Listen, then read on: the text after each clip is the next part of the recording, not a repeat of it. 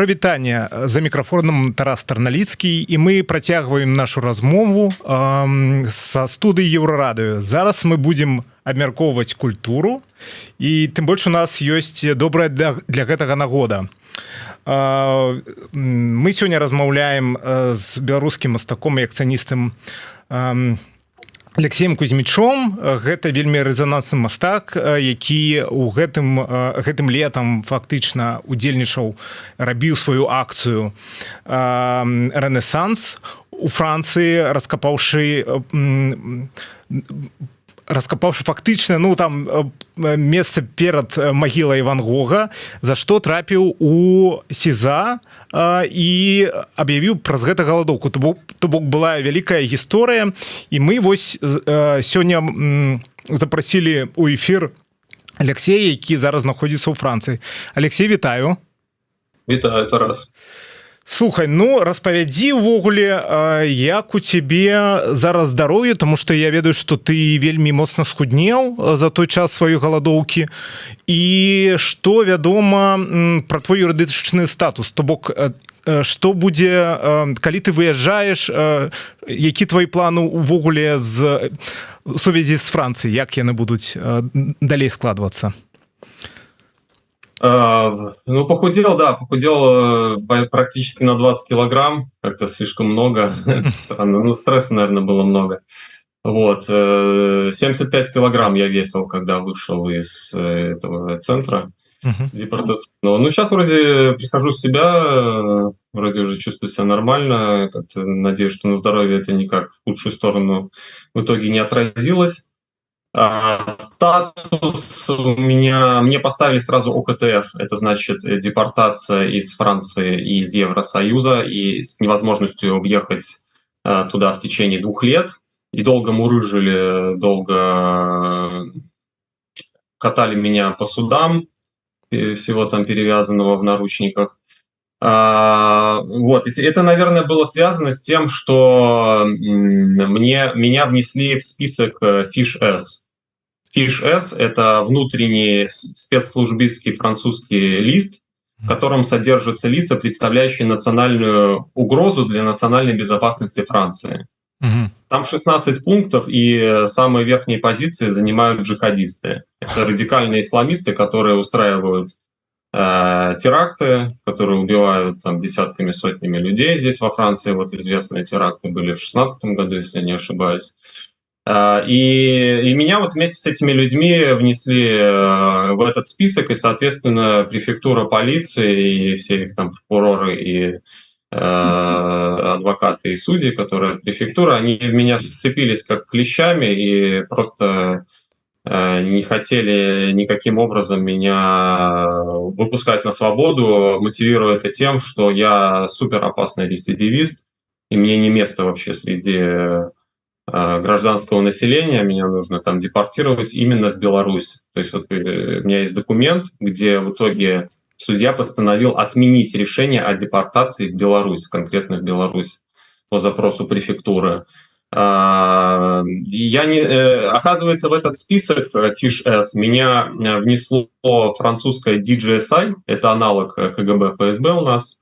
Это внутренний лист, который не имеет юридического статуса, но однако он использовался против меня в судах и был основным мотивом, почему меня нельзя выпускать.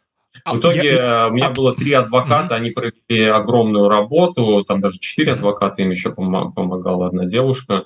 Провели огромную работу, было, я уже запутался, там не то 6, не то 7 судов в общей сложности.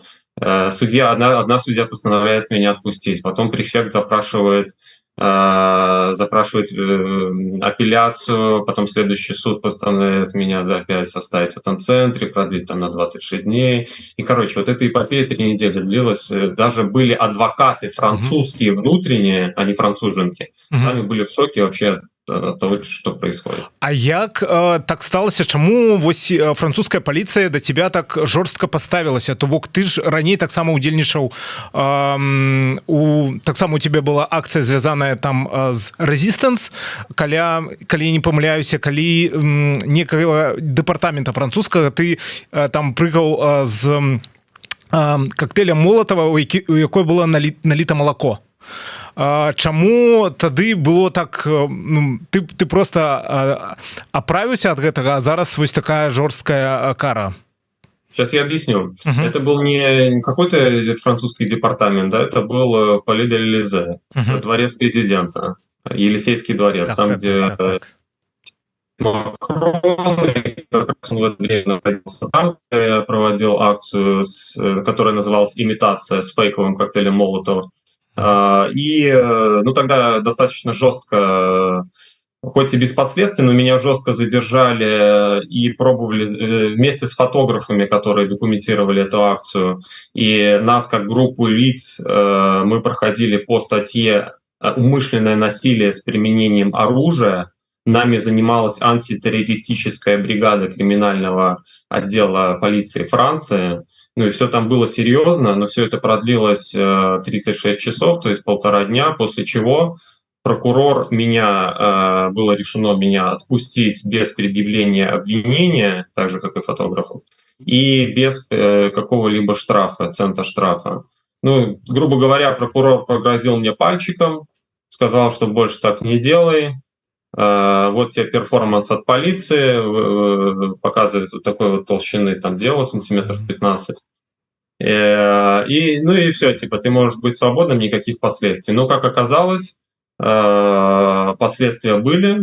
Местные спецслужбы внесли меня в этот лист Fish-S. Я об этом, естественно, не знал, потому что эта информация нигде не публикуется, это внутренний документ. И я об этом...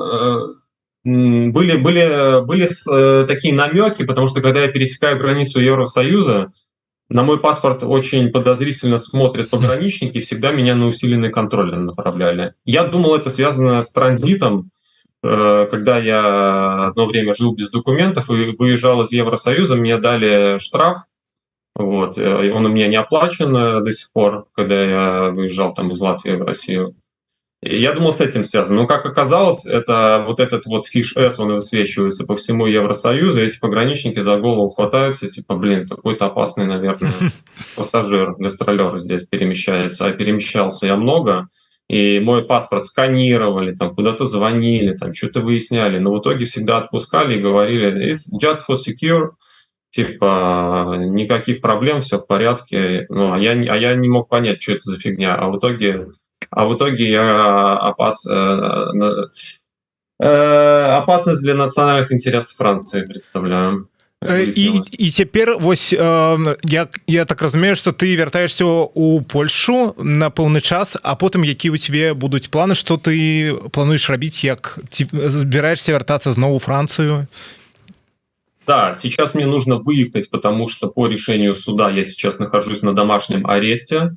Но домашний арест такой специфический, мне запрещено покидать пределы Парижа, то есть я могу там везде ходить, но мне нужно отмечаться раз в сутки в полиции, и мне нужно покинуть территорию Франции. Но нахождение во Франции, запрет на нахождение, как и в Евросоюзе, у меня аннулирован, поэтому я выезжаю из Франции и сразу же могу заехать обратно. Ну, надеюсь, что спецслужбы мне не будут палки в колеса ставить.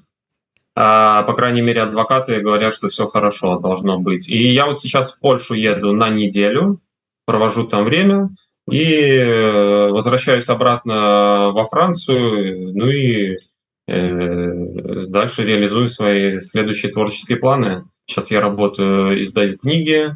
У тебя, я так разумею, некалькі книг будет по разных акциях.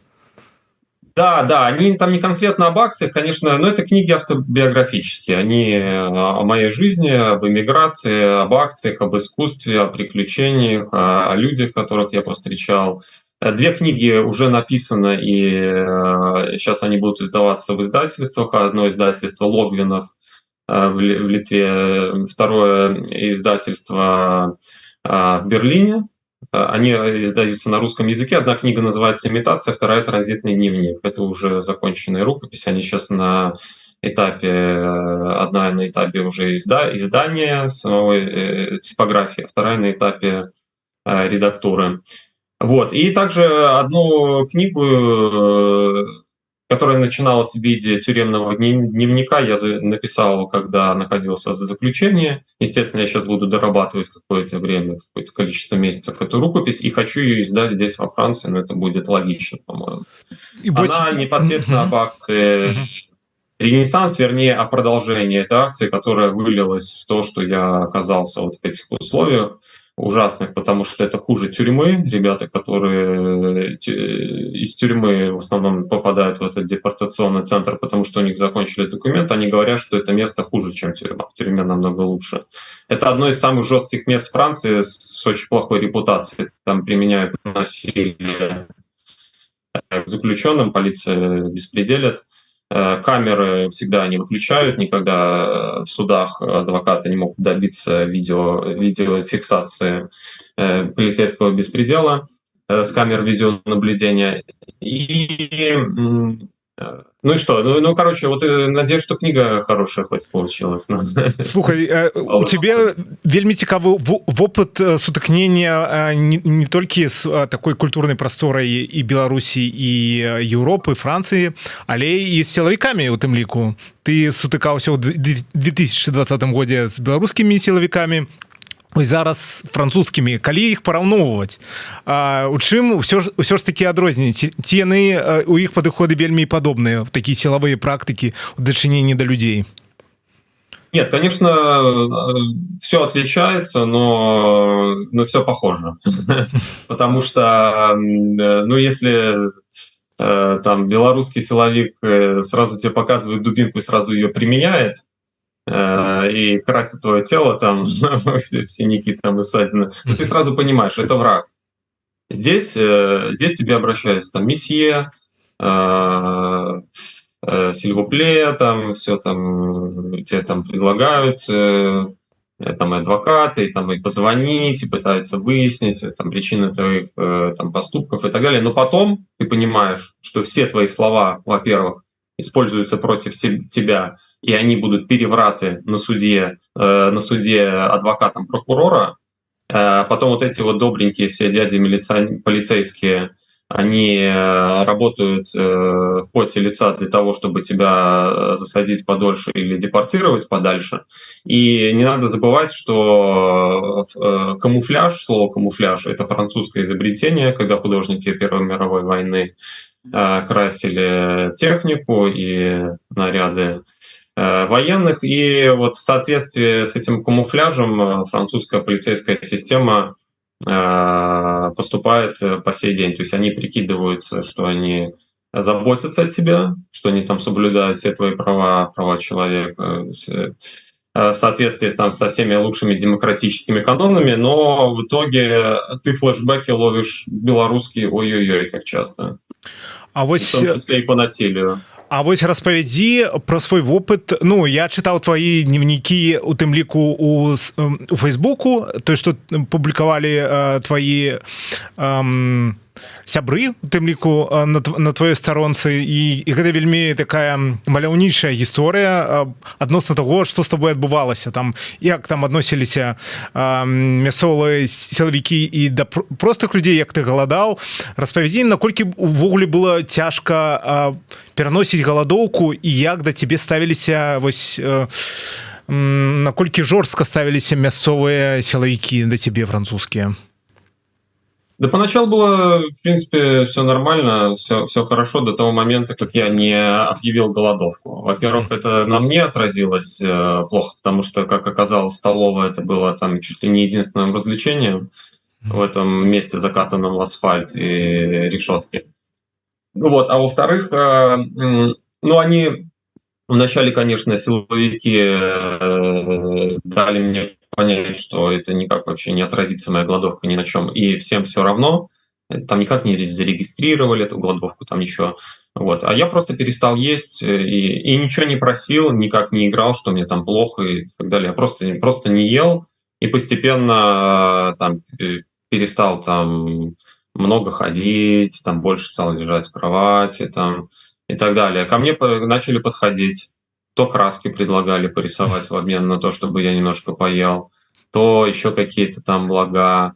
то начальник этой тюрьмы пришел, там что-то тоже начал выяснять, какой... Ну, трохи клопотились, каратей. Да.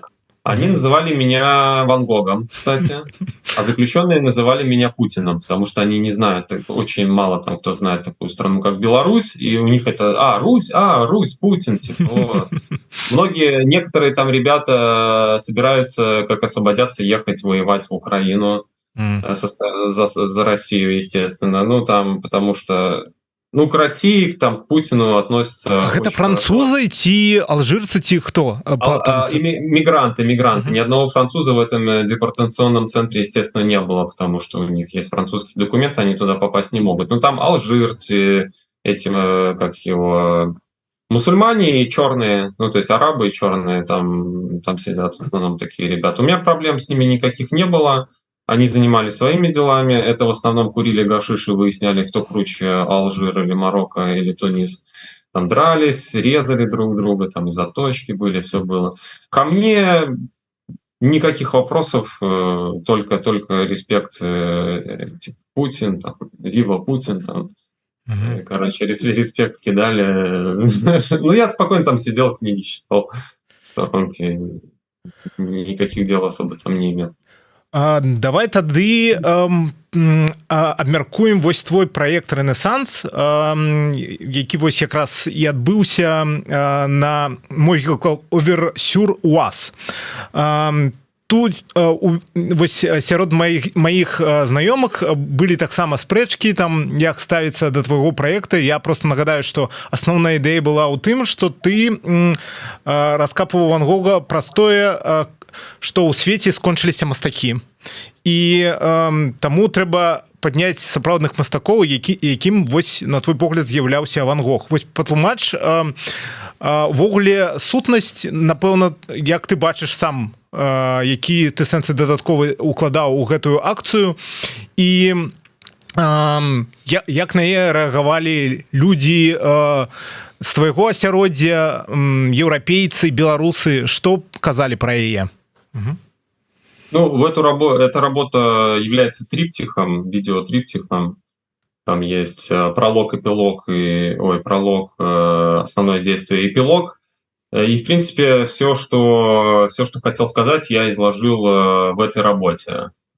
СМИ, там такие поп-СМИ, назову их так, они прицепились, конечно, к главному непосредственно действию, раскапыванию могилы. Но, во-первых, могилу я толком не раскапывал, если кто внимательный посмотрит. Там не было акта вандализма как такового. И плюс, то есть это был образ, это был художественный образ прежде всего. То есть у меня не стояла задача там выкопать труп Ван Гога и что-то с ним сделать, как прицепилась полиция и так далее. Это создание объемного художественного образа, который состоит из нескольких слоев восприятия, как для широкого зрителя, которому там все равно, искусство это или нет, так и я ставил для себя какие-то специфические задачи относительно узкой категории арт-сообщества, где, и мне сложно выразить эту работу там в паре слов. Все-таки я постарался выразить основные свои мысли в прологе, там много достаточно слов типа манифеста, и в эпилоге. Естественно, это все подкреплено основным действием. Да, как ты правильно считал первый слой, художники закончились, пора возвращать. Вось мы таксама гэта абмяркоўвалі, таму што сучасны мастак гэта не мастак, якім быў, напрыклад, Ван Гог вось у канцы 19 стагоддзя. Зараз мастак гэта і менеджер, і маркетолог, і піяршчык, ён амаль усім павінен займацца, і гэта, канешне, уже больш чым мастак. Гэта такі чалавек, параход фактычна, які робіць усё, каб данесці сваю думку, свои эмоции да аўдыторыі. Вось я зараз нагадаю якраз, што мы праводзім стрым з Алексеем Кузьмічом, беларускім акцыяністам, які адседзеў у тюрьме за сваю акцыю «Ренесанс», спрабаваўшы выкапаць Ван Гога на яго магіле, але вось чытаю зараз, звернемся да таго, што пішуць нам чытачы пад стрымам. Ось карыстальнік пад нікам Вожык Патрыёт пытае: зараз такі час, калі кожны беларус амбасадар Беларусі. Як такое мастацтва пазіцыянуе беларусаў у вачах французаў? Як табе, Алексей, вось падаецца, як яно пазіцыянуе? Очень важно обратить внимание и обозначить то, что моя акция находится целиком на художественном поле. То есть я не работаю на улучшение репутации белорусов за межой или на ее ухудшении, там, как меня обвиняют, и так далее и тому подобное. Моя задача как художника — это создание произведения искусства, создание мощного художественного образа, насколько это возможно. То есть я не ставлю себе задачи социального и политического толка. Я не ставлю себе задачу функции. Моя задача была в том, чтобы показать то, что настоящее искусство, искусство подлинное, искусство настоящих сумасшедших, а не те, которые строят из себя сумасшедших, на искусство тех людей, которые готовы были отдать на это, положить на это жизнь, и не взирать на блага, не взирать там на наличие каких-то программ, резиденций, грантов, не позиционировать себя как менеджер, как культурный работник, как работник культуры, вот сейчас модное слово, а просто по бесу, по сумасшествию заниматься тем, чем ты не можешь не заниматься. Это очень важно. Таких людей я не вижу. Они, возможно, есть, конечно, но в широкий круг медиапространства они не допускаются, никогда вряд ли там когда-либо допустятся. Они всегда будут в маргинале, в андеграунде. Возможно, они когда-то всплывут, но сейчас я пока их не вижу, не видят их и мои друзья.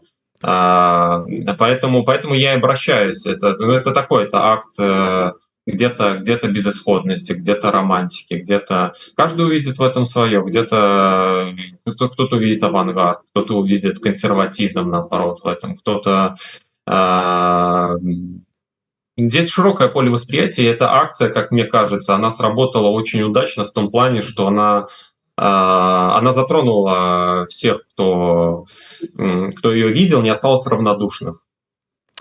Кто-то меня ненавидит, кто-то меня любит, но здесь есть даже и реверсы, потому что я встречал людей, которые жутко на меня просто разозлились, увидев первый слой, что я копаю Ван Гога, а сейчас они, например, фильм обо мне будут снимать. Вот одна режиссерка связалась со мной, известная актриса и режиссерка, она сейчас будет снимать обо мне кино, хотя первое впечатление было, что вообще это за урод конченый.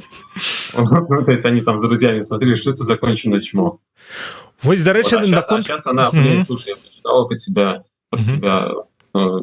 что все, она сейчас упрашивает меня, чтобы я согласился, чтобы снимала фильм. Вось, до речі, наконт хейта. Это не одно приглашение. Я хацеў цябе запытаць, таму што акрамя таго, як успрымалася сама акцыя, то бок не ўсе зразумелі месседж, шмат хто прыцэпіўся да таго, дзе праходзіць вось тая самая мяжа паміж там вулічным мастацтвам, такім акцыянізмам сапраўдным і вандалізмам. Вось як ты сабе адказваеш на гэтае пытанне, по якіх крытэрыях гэта можна вызначыць? Ну смотри, достаточно просто загуглить разрушение могилы, вандализм, и там будут разбитые памятники, я не знаю, там выкопанный гроб, там что-нибудь там оскорбленные, деградация там этих могил, их насмешка над ними, не знаю. Я не фотографировался там пьющим пиво, там сидящим там на надгробии. По-моему, смысл был прямо противоположный. Смысл — это посвящение. Это посвящение великому художнику, которого я, безусловно, очень уважаю, на которого обратил внимание там после после климатических активистов, когда они облили картину, когда Ван Гог стал объектом их манипуляций касаемо там политических игр. Ну, то есть искусство в очередной раз оказалось сменной прокладкой, которую используют для чего-то. Я же пытаюсь в акционизме вывести акционизм обратно в сферу искусства. Сейчас он ушел в политический контекст. Сейчас акционизм стал активизмом. Там художники сейчас пытаются прокричать, какой один политик хороший, а другой плохой. Я от этого ухожу, я от этого абстрагируюсь. Я абстрагируюсь от того, что я белорус. То есть я не вношу никакой свой там иммигрантский или национальный контекст в эту акцию. Она находится чисто на политическом поле и затрагивает общую мировую проблему. Поэтому я попал в точку. Французы, конечно, в большинстве своем, те, которые не относятся к художественному полю, восприняли это супер негативно, как мигрант, вандал, дикарь, там, депортировать, на кол посадить, там, Лукашенко отправить, гильотинировать там, и так далее. Художественное сообщество, в том числе местное, в большинстве своем, на удивление мое личное, восприняло эту акцию позитивно.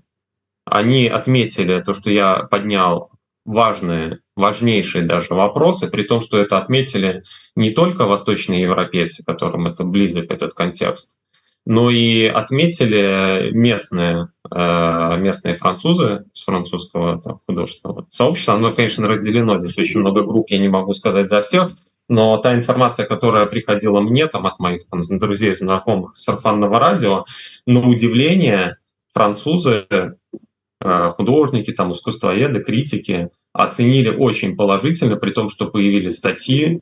Вот одна французский искусствовед, там одна арт-критик написала статью, потом несколько статей искусствоведческих появлялись в зарубежной, там, итальянской, испанской прессе.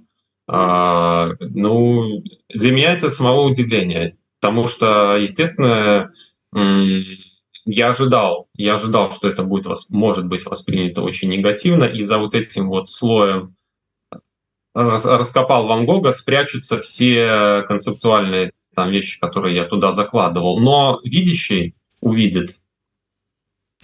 Вось, Алексей, я так разумею, што мне вось таксама цікавіла гэта пытанне, чаму ўсё ж такі пры тым, што Францыя гэта амаль што такая сталіца сусветнае мастацтва, чаму ўсё ж такі мясцовыя сілавікі, там, ведаючы, што так шмат мастакоў прыязджаюць і робяць акцыі, розныя акцыі, там, у тым ліку, там, як і ў галерэях, так і на вуліцах.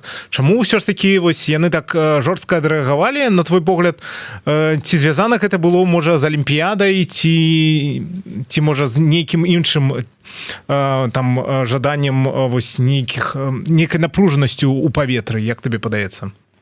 Я думаю, что это ряд факторов. Безусловно, Олимпиада играет огромную роль. Полицейские во время Олимпиады меня предупреждали об этом, и адвокаты меня предупреждали об этом местные французские друзья, что полицейские будут реагировать жестко. Я, конечно, не думал, что так жестко в плане вот этой сразу там ежемоментной депортации там, и так далее. Но что-то такое намечалось. То есть Олимпиада первая, второе, 2021 год, поход с коктейлем Молотова на дворец французского президента. Третье – это то, что я террорист из ФИШ-С списка, представляющего национальную угрозу для национальной безопасности Франции.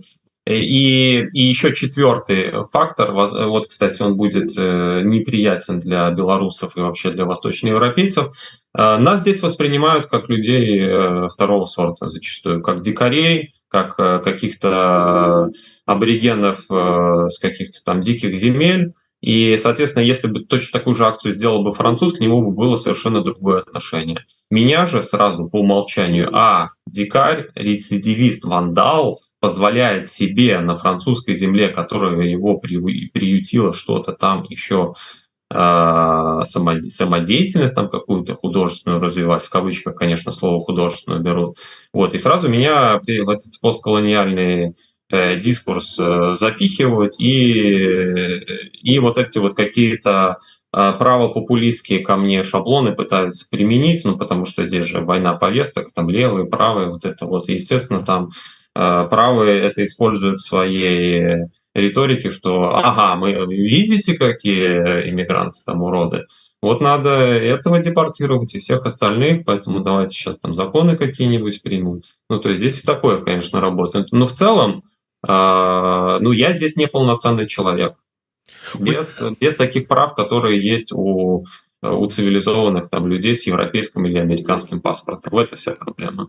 Ты ведаеш, мне вось я разделяю твою пазіцыю у тым сэнсе, што вось зараз мы сочым за гісторыяй рэжысёра і кліпмейкера і актывіста Андрэя Гнёта, які таксама трапіў у сітуацыю складаную ў Сербіі і таксама судзіцца, каб яго не дэпартавалі ў Беларусь.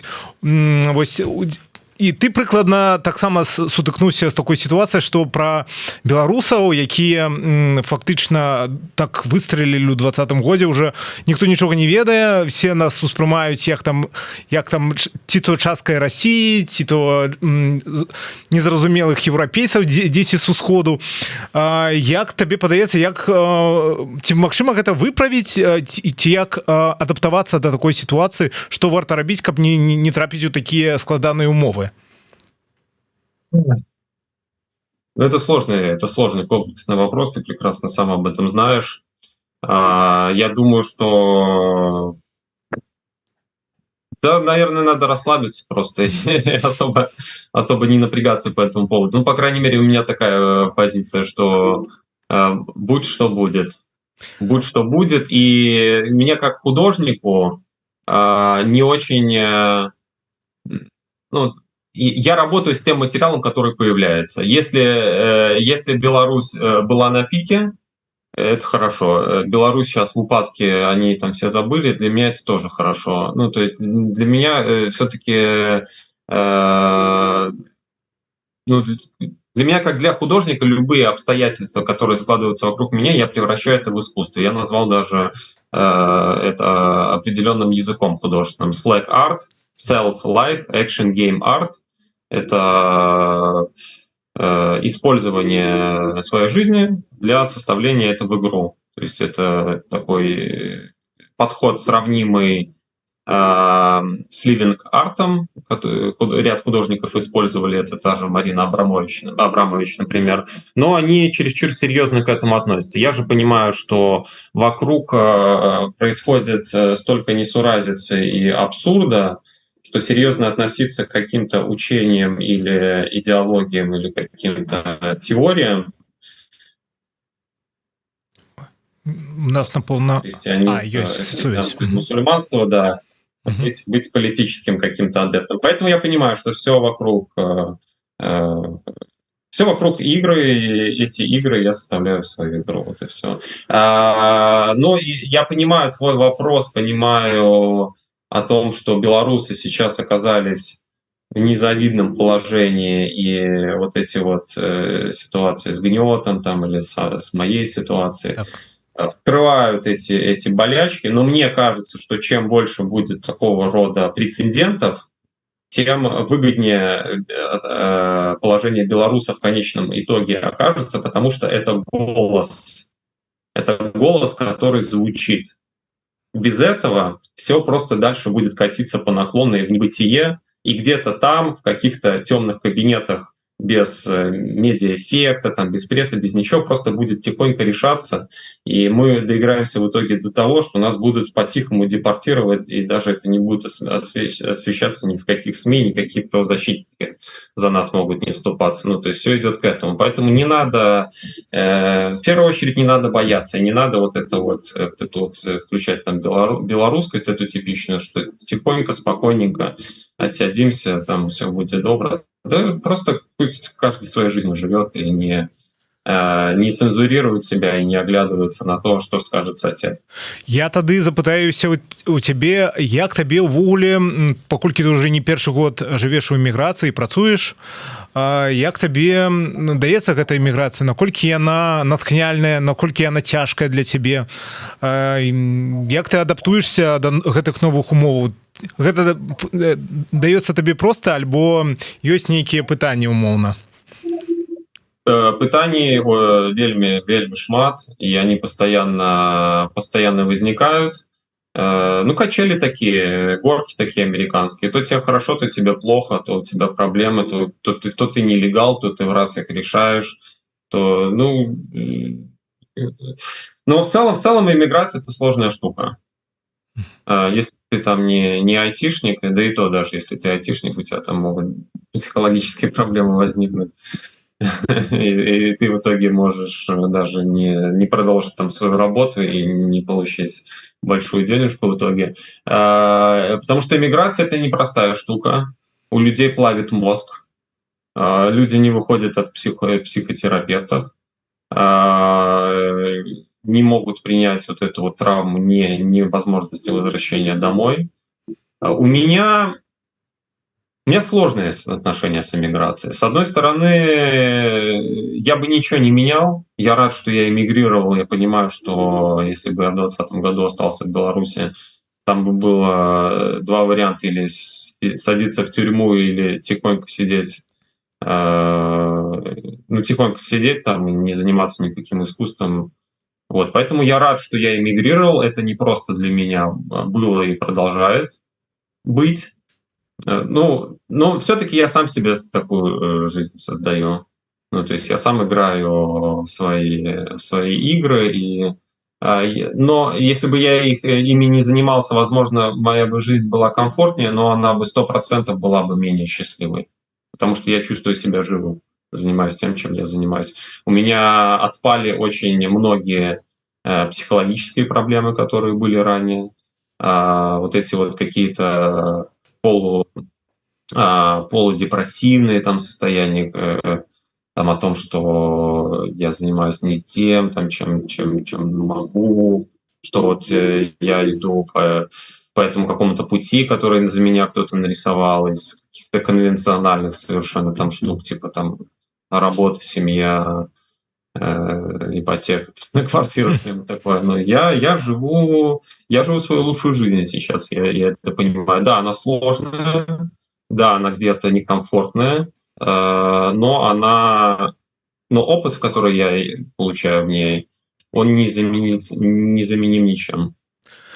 Алексей, яшчэ вось на мінулым тыдні выйшаў такі для медыйшчыкаў рэзанансны пост. Там журналіст Зміцер Панкавец пісаў про тое, што вось зараз культурнае жыццё працягваецца ў Беларусі. Гэта такая відавочная думка, яна што жыццё і так працягвалася ў Беларусі, тым ліку і культурнае. Але вось мне цікава, ці сочыш ты за тым, што адбываецца ў культурным сэнсе ў Беларусі, як табе падаецца, ці магчыма зараз прыкладна тое ж мастацтва, якім займаешься ты, ва ўмовах вось такой моцнай дыктатуры ці аўтарытарнага рэжыму, які зараз уладкаваўся ў Беларусі? Сложный вопрос. Здесь надо подходить к нему с креативом, конечно. Потому что давно уже несколько лет говорят, что в Беларуси ничего невозможно. Ну, не хочу там себя в пример приводить, но придется. В 23-м году приехал, сделал акцию, оказалось, что возможно. Естественно, те люди, которые не готовы идти на плаху и давать свою голову на отсечение, в первую очередь заботиться о своем комфорте, им таким вот современным искусством в Беларуси, конечно, заниматься не рекомендуется, потому что так или иначе все равно они могут попасть под какой-то каток, если худо-бедно там чего-то минимально, что-то не то себе позволят. Ну, то есть, конечно, приходится накладывать серьезную самоцензуру, конечно, приходится жить определенной жизнью и высказываться только на какой-то разрешенный ряд тем, использовать изопов язык. Все плохо с искусством в Беларуси. Все плохо до такой степени, что перед Ренессансом, вот я даже говорил со своей подругой и со своими друзьями, я спрашиваю у них: слушайте, а что в Беларуси-то с искусством происходит? я художник, я слежу за контекстом, я не очень понимаю, что происходит, потому что, во-первых, я оторвался от Беларуси, и уехал, эмигрировал, и хоть и слежу за белорусскими там новостями, но я не очень все равно в контексте. Но это нормально. Ну и во-вторых, все-таки все ушло в такую вот маргинальную рефлексию без каких-то там вот медиаповодов касаемо искусства, что оно растворилось, и его не видно. И, конечно, оно есть.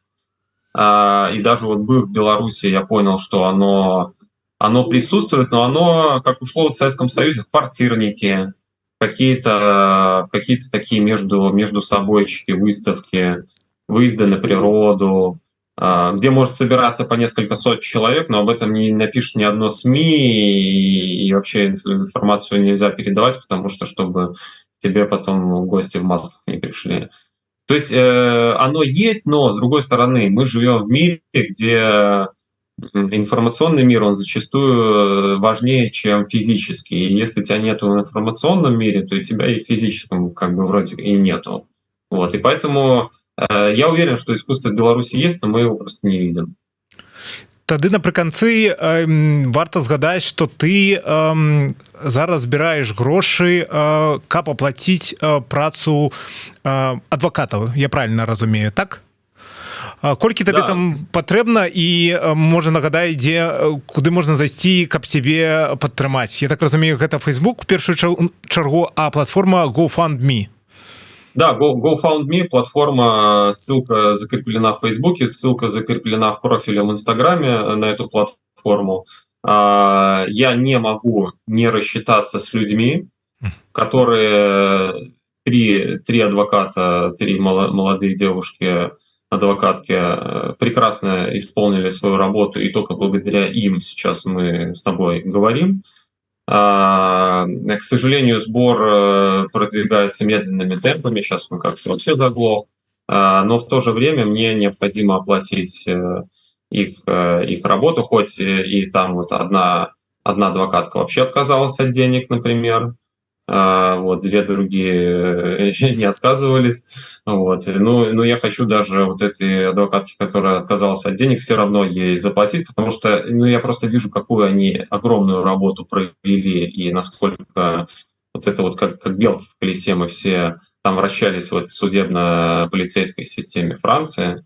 Вот. И да, конечно, к сожалению, своих денег я оплатить не могу, потому как у меня их попросту такого количества денег нету. Вот. Если добрый человек решит поддержать меня рублем, и ему близко то, чем я занимаюсь, я с радостью это приму. Спасибо. Так, і я в свою чаргу нагадаю, што абавязкова трэба падтрымаць Алексея, перайсці у Facebook на яго старонку, там знаходзіцца сама кампанія, якую можна заданаціць там любую суму. Дзякуй табе вялікі, Алексей, за размову. Дзякуй, Тарас. Я нагадаю, што мы зараз размаўлялі з беларускім акцыяністам і мастаком Алексеем Кузьмічом, які гэтым летам праводзіў акцыю «Рэнесанс» і за гэта пацярпеў ад французскай паліцыі фактычна і трапіў у СІЗО, але зараз выйшаў і мы з ім змаглі паразмаўляць. Пры мікрафоне быў Тарас Тарналіцкі, гэта было Еўрарадыё. Да сустрэчы. До сустрэчы.